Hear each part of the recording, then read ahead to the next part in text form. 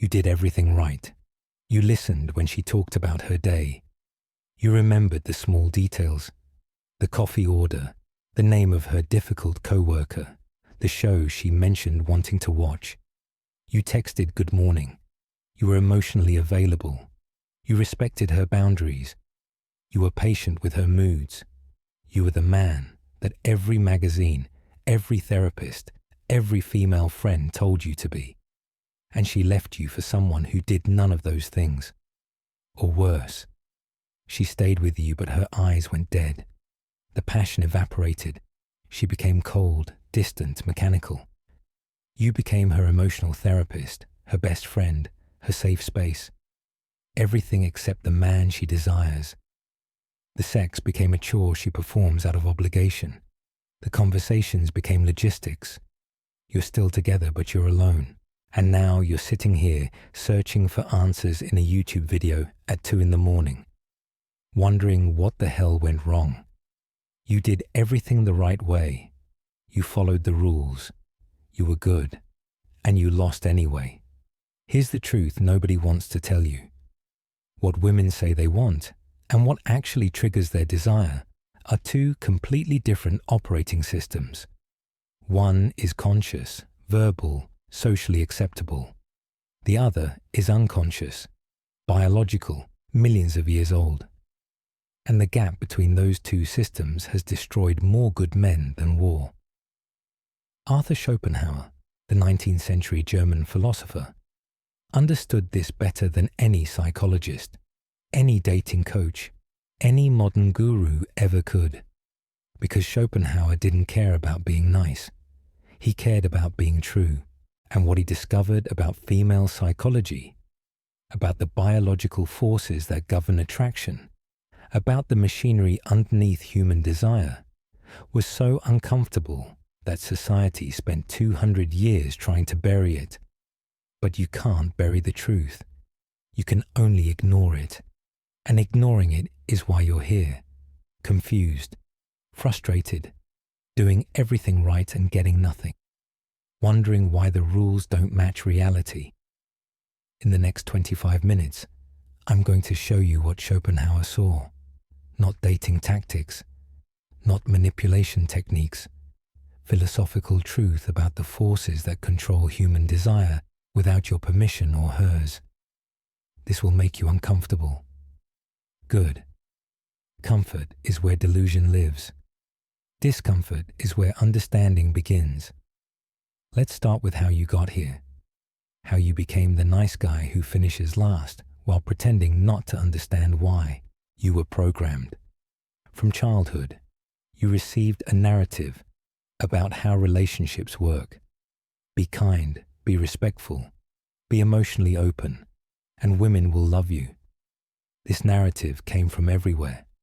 From Disney movies, where the nice protagonist wins the girl in the third act. From your mother, who told you to treat women like princesses. From self-help culture that convinced you vulnerability is attractive. From popular feminism that told you women want sensitive, communicative partners. So you internalized it. You became that man. And you genuinely believed that if you perfected this role, if you became kind enough, respectful enough, emotionally available enough, she would reward you with desire, with loyalty, with the love you've earned through your goodness. But here's what happened instead. You acted according to the programming. She said she wanted exactly what you were offering. She used the words, I want someone who listens, someone emotionally intelligent, someone who respects me. And then you gave her all of that. And her attraction died. Not slowly. Not because of something you did wrong. It died because you did everything right according to the conscious narrative. But you were speaking the wrong language. You were communicating with her intellect, while her biology was waiting for completely different signals. Imagine you're trying to learn a language. You buy the official textbook. You study the grammar. You memorize the vocabulary. You follow every rule with perfect precision. And then you travel to the country where that language is spoken. And nobody understands you. Not because you're wrong, because the textbook was teaching you a dead language. a language that exists in academic theory, but not in the streets. That's what happened to you with women. You learned the language of conscious desire, the language she speaks with her intellect, her socialized self, her modern values. I want a man who listens, who's emotionally available, who treats me as an equal. But you are trying to communicate with an unconscious system that speaks a completely different dialect, a dialect shaped by millions of years of evolution, a dialect that doesn't care about equality or emotional availability, a dialect that responds to completely different signals. This is where Arthur Schopenhauer enters. Schopenhauer was a German philosopher who lived from 1788 to 1860. He's known for one massive, difficult book called The World, as Will and Representation, published in 1818, and for being the most pessimistic philosopher in Western history. He believed life was suffering, that happiness was impossible, that the only escape was through art, philosophy, or the complete denial of desire itself. He also wrote an essay called On Women in 1851, and it's controversial. Parts of it are outdated, products of his era. But buried in that essay and throughout his philosophy is an insight that explains everything you're experiencing, an insight about the force that governs human behavior underneath consciousness. Schopenhauer called this force the will, not your personal will, like wanting a sandwich. Capital W will, the blind, irrational biological force that drives all living things towards survival and reproduction. Schopenhauer's radical claim was this: you think you're a rational being who makes choices based on reason. You're not. You're a puppet of the will. Your consciousness, your intellect, your sense of self. These are tools the will uses to achieve its goals.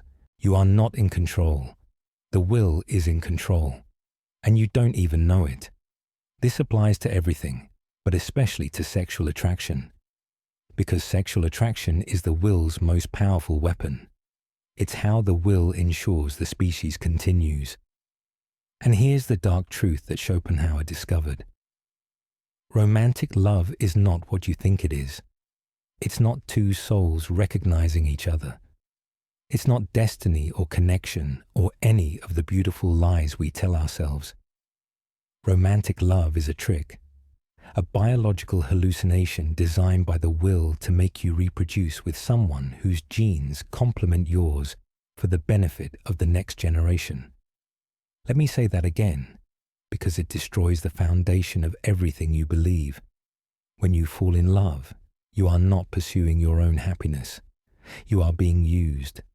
The will is using you as an instrument to create the next generation. And it makes you feel like this is the most important thing in the world, so you'll comply. Schopenhauer wrote, "We forfeit 3/4 of ourselves in order to be like other people. You sacrifice your authenticity, your purpose, your very self in order to win her approval." And the will laughs because that's exactly what it wanted. You, distracted from your own life, focused entirely on reproduction. Now, why does this matter? Because it explains the contradiction you're living. She says she wants a nice guy, and she believes it.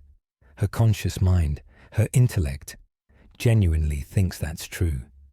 But underneath, in the dark, operating without her knowledge or permission, is the will. And the will doesn't care about niceness. The will cares about genetic fitness, about signals that indicate this man's genes will produce strong offspring. And those signals have nothing to do with kindness, so her intellect says one thing. The will detects something else. And the will always wins, always, because the will is older, deeper, stronger than any conscious thought. It's been perfecting its algorithm for millions of years. Your modern ideals are 200 years old. The will doesn't even notice them. This is the gap, the contradiction, the reason you're confused. You're trying to satisfy her intellect, but her desire is controlled by the will, and you can't negotiate with the will. You can only understand it and either work with it or be destroyed by it.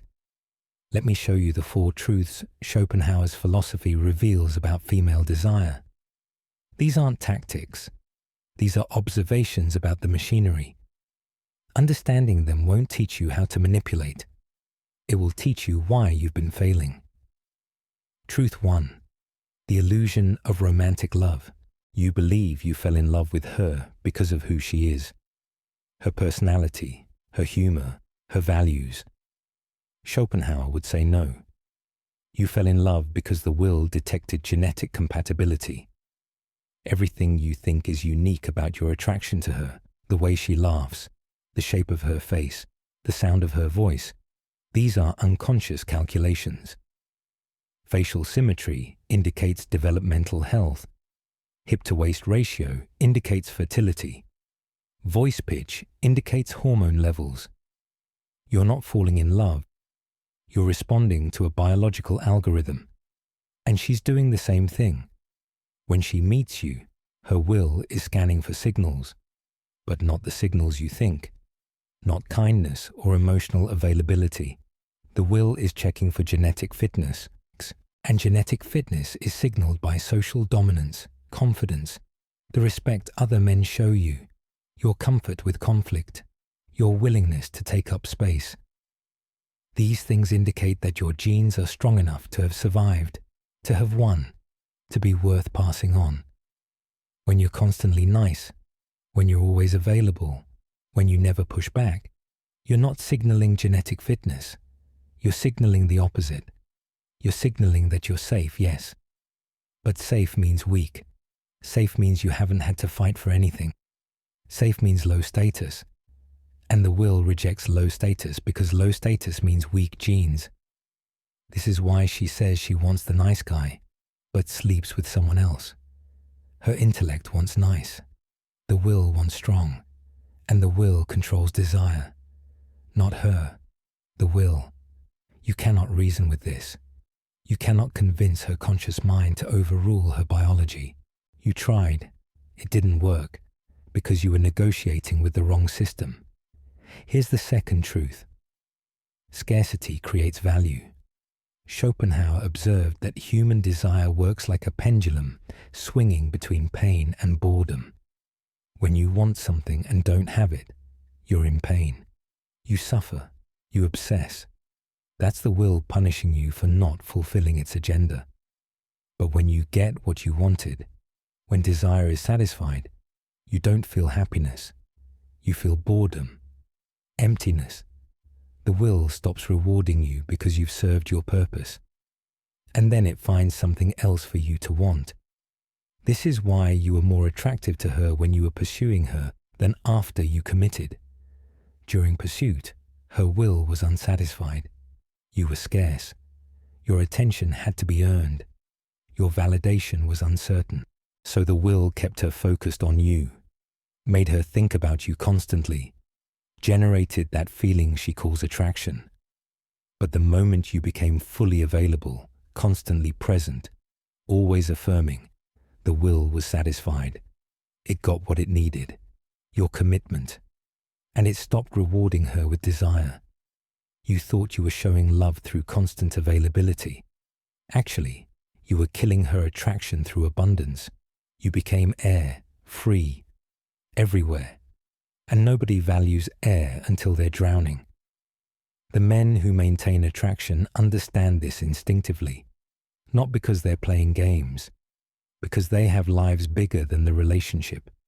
They have missions, purposes, obsessions that matter more than her approval. So their attention is genuinely scarce. She has to compete with their purpose for their focus. And that competition keeps the will engaged, keeps desire alive. When you made her your purpose, when your entire life revolved around making her happy, you removed all scarcity. You became a resource she possessed rather than a prize she pursued. And the will stops desiring what it already owns. Schopenhauer wrote, "We seldom think of what we have, but always of what we lack." Your constant presence became what she has. Your absence becomes what she lacks. And humans only desire what they lack. This isn't manipulation. It's not a tactic. It's the structure of desire itself. Third truth. Suffering signals strength. Schopenhauer believed that life is suffering. That pain is inevitable, and happiness is just the temporary absence of pain. Most people hear this and think it's depressing, but there's a dark wisdom in it. The man who accepts suffering is stronger than the man who runs from it. And women's biology can detect this difference. When you avoid all conflict, when you agree with everything she says, when you apologize constantly to keep the peace, you're not being kind. You're advertising weakness. You're showing that you cannot handle tension. That discomfort frightens you. That you need her approval more than you need your own integrity. The will interprets this as genetic weakness, because in ancestral environments, the man who couldn't handle conflict didn't survive. The man who needed everyone to like him got killed. The man who sacrificed his own truth to avoid tension was a genetic dead end. Schopenhauer wrote that a man can be himself only so long as he is alone. If he does not love solitude, he will not love freedom. For it is only when he is alone that he is really free. What does this mean for you? It means the man who is comfortable being alone, who would rather be alone than tolerate disrespect, who can walk away from anyone including her. That man is free. And freedom signals strength. When you cling to her, when you apologize for things you didn't do, when you tolerate behavior you know is wrong because you're afraid of losing her, you're demonstrating that you cannot survive alone. And the will knows that a man who cannot survive alone is not genetically fit, so it withdraws attraction.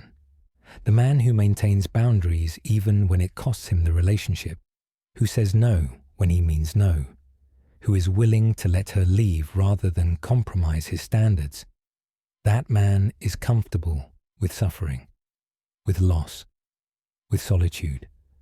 And that comfort with suffering is what the will recognizes as strength. This is the paradox. You thought being accommodating would make her feel safe, but safety without strength is not safety. It's a cage made of your weakness. She doesn't feel protected by a man who can't handle conflict. She feels burdened by having to manage his fragility. Fourth truth. Submission requires superiority. This is the most uncomfortable truth. The one society has spent 100 years trying to deny. But Schopenhauer observed it. Biology confirms it. And your experience proves it. Women are hypergamous. This is not an insult. It's not a moral judgment. It's a description of the biological algorithm.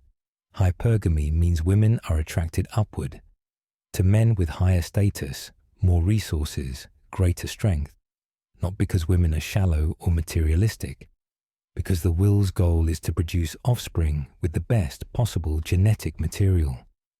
And the best way to ensure that is to mate with a man who has demonstrated superiority.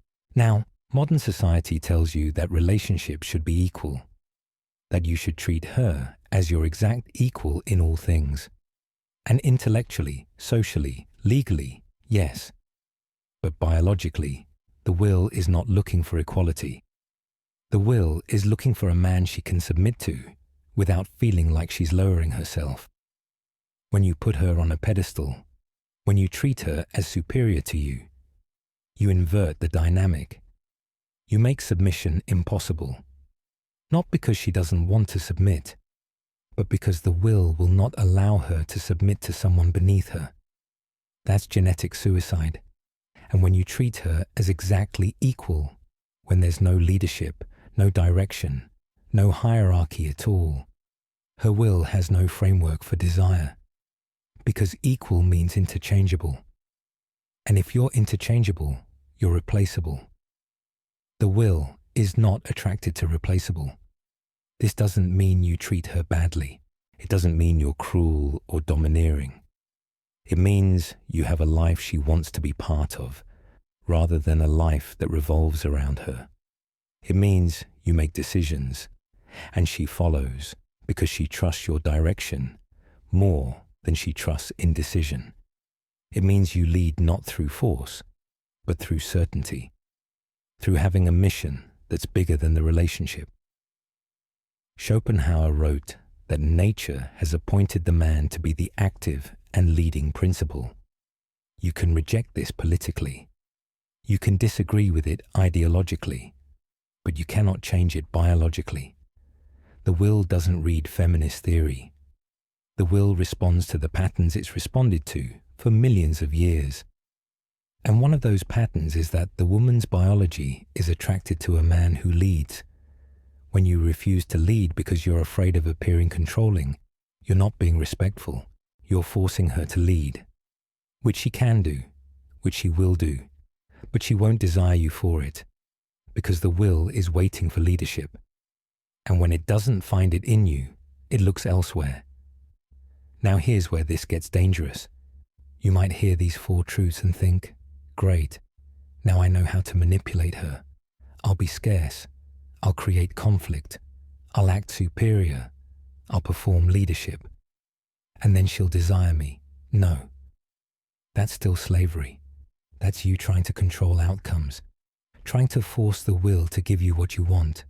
You're still operating from need, from desperation, from the belief that her desire is what validates you, and the will can sense that. Women have an instinct for detecting men who are performing strength versus men who possess it, and performance always fails. Schopenhauer's actual solution is much darker and much more freeing. He said the only escape from the will's tyranny is to deny the will entirely, to stop desiring, to achieve a state of such complete detachment that you are no longer moved by anything the will wants. This is why he admired ascetics, monks, people who removed themselves from the game entirely. For most of you, that's not realistic. You're not becoming a monk, but you can learn from the principle. The goal is not to manipulate her into desiring you. The goal is to stop needing her desire, to build a life so rich, so purposeful, so grounded in your own mission, that whether she desires you or not becomes irrelevant. This sounds impossible when you're in pain, when you're lonely, when you're checking your phone every 10 minutes hoping she texted. But it's the only path that works, because true detachment is what the will recognizes as strength.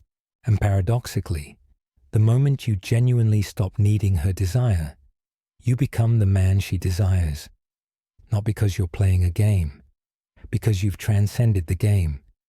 You've become a man who exists fully whether she's there or not. And that self-contained completeness is the rarest, most attractive quality a man can have, because it signals that your genes are so strong, you don't need anyone else to survive. So how do you get there? How do you move from the nice guy who needs her validation to the man who doesn't? Schopenhauer would say through pessimism, through accepting the worst-case scenario and building your peace on that foundation. Stop expecting her to complete you. Stop expecting effort to equal reciprocity. Stop expecting goodness to be rewarded. Those are childish expectations. Schopenhauer said to expect nothing, and you'll never be disappointed.